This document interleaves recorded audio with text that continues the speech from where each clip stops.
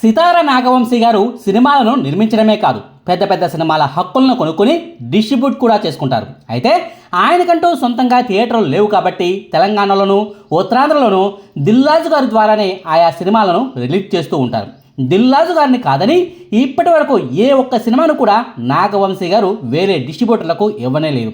మైత్రి movies makers వాళ్ళు నైజాంలో సొంతంగా ఆఫీసును పెట్టి దిల్రాజు గారికి గట్టి పోటీనిచ్చే ప్రయత్నాన్ని చేస్తూ వస్తున్నా దిల్రాజును కాదని మరి మైత్రి వైపు నాగవంశీ గారు ఏనాడు మొగ్గు చూపలేదు. ఓ రూపాయి తక్కువైనా సరే దిల్రాజు గారినే నాగవంశీ గారు నమ్ముకున్నారు. దిల్రాజు సోదరుడు శిరీష్ గారైతే మైత్రి సంస్థకు నాగవంశీకి నక్కకు నాగలోకానికి ఉన్నంత తేడా ఉందంటూ పరోక్షంగా నాగవంశీపై ప్రశంసల వర్షం కూడా కురిపించాడు. మొన్నటికి మొన్న అనగనగా ఒక రాజు సినిమాను కూడా దిల్రాజు గారి ద్వారానే నాగవంశీ గారు నైజాంలో రిలీజ్ చేసుకున్నాడు కూడా. కానీ కట్ చేస్తే ఒక్క నెల రోజుల్లోనే నాగవంశీ గారు ఊహించని ట్విస్ట్ని ఇచ్చారు. జనవరి 14వ తారీఖున నవీన్ పోలిశెట్టి హీరోగా నాగవంశీ నిర్మాతగా వ్యవహరించిన అనగనగా ఒక రాజు సినిమా రిలీజ్ అయింది కదా. ఆ సినిమా రిలీజ్ అయిన సరిగ్గా నెల రోజుల తర్వాత అంటే ఫిబ్రవరి 13వ తారీఖున సితారా సంస్థ నుంచి ఫంకీ అనే సినిమా వస్తుంది. అనుదీప్ దర్శకత్వంలో విశ్వక్ సేన్ హీరోగా నటించిన సినిమా అది. లాజికల్గా చూసుకుంటే సినీ బిజినెస్ పరంగా చూసుకుంటే ఫంకీ సినిమా డిస్ట్రిబ్యూషన్ హక్కులను కూడా దిల్రాజు గారికి ఇవ్వాలి కదా, కానీ అలా జరగలేదు. పోనీ ఆయనకు పోటీగా ఉన్న మైత్రి సంస్థకు ఫంకీ సినిమా హక్కులను ఇస్తున్నారా అంటే అది లేదు. ఇటు దిల్రాజు గారు కాకుండా అటు మైత్రి సంస్థకు కాకుండా కొత్తగా మరో సంస్థను తెరపైకి తీసుకొచ్చి మరీ నైజాంలో దిల్రాజు గారికి గట్టి షాక్ ఇచ్చారు నాగవంశీ గారు. నాగార్జున గారిని ఒప్పించి అన్నపూర్ణ బ్రాండ్ ఇమేజ్ను డిస్ట్రిబ్యూషన్ పరంగాను వాడుకునేందుకు అన్ని ఏర్పాట్లను దగ్గరుండి మరీ చేయించారు. అన్నపూర్ణ సంస్థలో కీలక బాధ్యతలు నిర్వహిస్తున్న యార్లగడ్డ సుప్రియ గారిని తెర ముందు పెట్టి మరీ ఆమెతో నైజాంలో కొత్త యుద్ధాన్ని స్టార్ట్ చేయించారు. ఇప్పుడు ఈ విషయమే తెలుగు సినీ ఇండస్ట్రీని ఊపేస్తుంది. డిస్ట్రిబ్యూషన్ పరంగా ఇప్పటికీ తెలంగాణలో ఏకఛత్రాధిపత్యం వహిస్తున్న దిల్రాజు గారిని ఉక్కిరి బిక్కిరి చేస్తోంది. నిజానికి దిల్రాజు గారు కేవలం నిర్మాతగానే ఉంటే ఈ రేంజ్లో ఆయనకు పేరు ప్రఖ్యాతులు వచ్చి ఉండేవి కాదేమో. డిస్ట్రిబ్యూషన్ రంగంలోనూ ఓ బిగ్ టైకూన్గా దిల్రాజు గారు అవతరించడం వల్లనే ఆయన పేరు మారు మోగిపోతుంది. ఓ డిస్ట్రిబ్యూటర్ నిర్మాతగా కూడా మారితే ఎలా ఉంటుందో దిల్రాజు గారి ఎదుగుదలను చూసి తెలుసుకోవచ్చు. డిస్ట్రిబ్యూషన్ రంగంలో ఉండే లోటుపాట్లు ఏంటన్నది దిల్రాజు గారికి బాగా తెలుసు. నిర్మాతకు డిస్ట్రిబ్యూటర్ల వద్ద ఉండే పరిమితులు ఏంటన్నది కూడా దిల్రాజు గారికి బాగా తెలుసు. 100 కోట్ల రూపాయలు పెట్టి ఓ సినిమాను నిర్మాత తీస్తే దాన్ని ఎవరైనా డిస్ట్రిబ్యూటర్ కొనుక్కుంటే దానికి ఎన్ని కలెక్షన్లు వచ్చాయన్నది తెలుసుకునేందుకు కేవలం డిస్ట్రిబ్యూటర్ పైనే నిర్మాత అనేవాడు ఆధారపడాల్సి ఉంటుంది. ఆ డిస్ట్రిబ్యూటర్ కనుక థియేటర్ల ఓనర్లతో కుమ్మక్కు అయిపోతే అసలు కలెక్షన్ లెక్కలు కూడా నిర్మాతకు అస్సలు తెలియదు. 5 కోట్ల రూపాయల కలెక్షన్లు వచ్చిన చోట 3 కోట్ల కలెక్షనే వచ్చాయని చెప్పినా నిర్మాత చేసేదేమీ ఉండదు.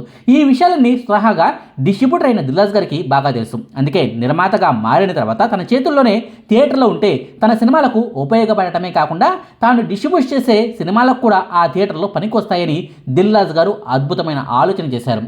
అనుకున్నదే తరవుగా మొదటగా నిజామాబాద్ జిల్లాతో మొదలుపెట్టి ఒక్కో జిల్లాలోని సింగిల్ స్క్రీన్ థియేటర్ల ఓనర్ల లిస్టును బయటకు తీశారు. మీరు సొంతంగా థియేటర్ను నడుపుకుంటుంటే నెల నెల మీకు వస్తున్న ఆదాయం ఎంత, ఏడాదికి ఎంత వస్తుంది అన్న లెక్కలను కనుక్కుని మరి దానికి ఓ రూపాయి ఎక్కువ ఇస్తూ ఆ థియేటర్లను లీజులకు తీసుకోవడం మొదలుపెట్టారు. 5 ఏళ్ల పాటు మీ థియేటర్ను మాకు లీజుకి ఇవ్వాలి, మేము చెప్పిన సినిమానే మీరు ఆ థియేటర్లో రన్ చేయాల్సి ఉంటుంది. థియేటర్కు జనాలు వచ్చినా రాకపోయినా సినిమా హిట్ అయినా ఫ్లాప్ అయినా మీకు సంబంధమే లేదు, నెలవారీగా మీకు రావాల్సిన డబ్బులు మీకు వచ్చేస్తాయి అన్నది దిల్రాజు గారు ఇచ్చిన హామీ.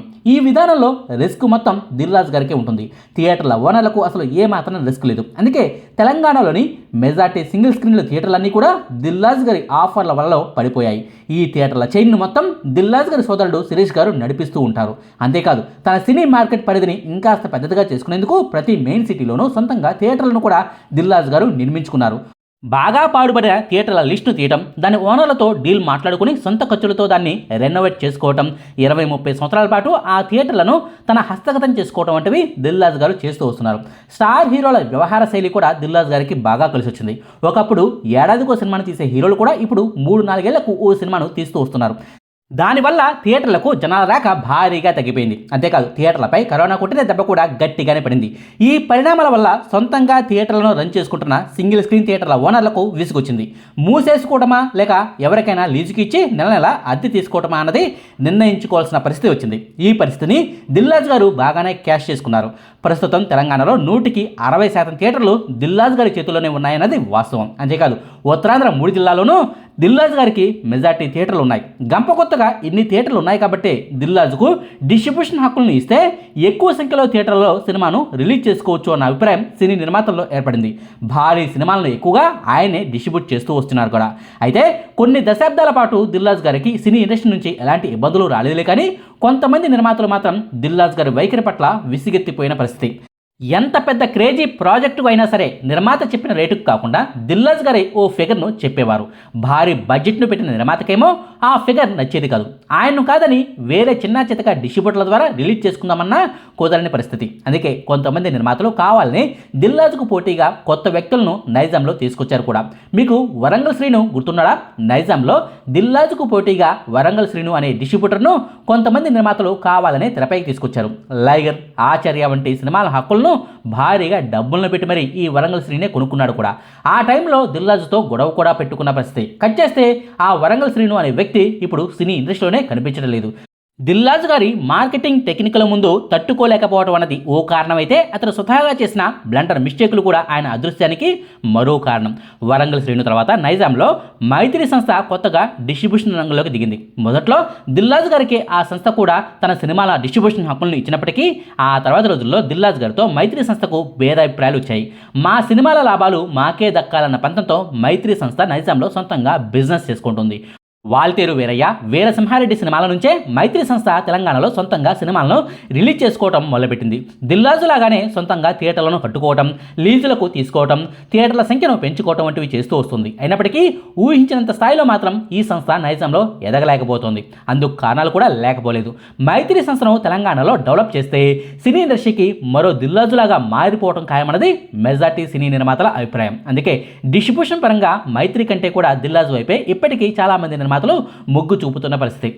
చివరకు మైత్రి సంస్థ కూడా తన సినిమాల భారీ రిలీజుల కోసం దిల్రాజు గారి వద్ద నుంచి థియేటర్లను అద్దెకు తీసుకుంటున్న పరిస్థితి. సో పూర్తి స్థాయిలో భారీగా థియేటర్ల సంఖ్య లేని మైత్రి కంటే దిల్రాజుతో వెళ్తేనే బెటర్ అన్నది సినీ నిర్మాతల అభిప్రాయం. కానీ సడన్గా నైజాంలో ఊహించిన సీన్లు కనిపిస్తున్నాయి. చిన్నబాబు గారు, నాగవంశీ గారు, సాహు గారపాటి గారు, బీవీఎస్ఎన్ ప్రసాద్ గారు, అశ్వనీదత్ గారు, సతీష్ కిలారు వంటి నిర్మాతలంతా కూడా ఒకటైపోయి నాగార్జున గారిని కాంటాక్ట్ అయ్యారు. ఆయన్ని ఒప్పించి సుప్రియ గారితో అన్నపూర్ణ డిస్ట్రిబ్యూషన్ సంస్థను తెర ముందుకు తెప్పించారు. నిజానికి అన్నపూర్ణ సంస్థకు తెలంగాణలో ఒక్కటంటే ఒక్క థియేటర్ కూడా లేదు. అయినప్పటికీ ధైర్యంగా డిస్ట్రిబ్యూషన్ రంగంలోకి దిగేసింది. ఏషియన్ సునీల్ గారికి కూడా తెలంగాణలో పెద్ద సంఖ్యలో స్క్రీన్లు ఉన్నాయి. అయితే ఆయన ఇప్పటి వరకు దిల్రాజుతో కలిసే సినిమాలను డిస్ట్రిబ్యూట్ చేసేవారు. కానీ ఇప్పుడు ఆయన కూడా దిల్రాజు నుంచి విడిపోయి అన్నపూర్ణ వైపు వస్తున్నారని సినీ ఇండస్ట్రీ మాట్లాడుకుంటోంది.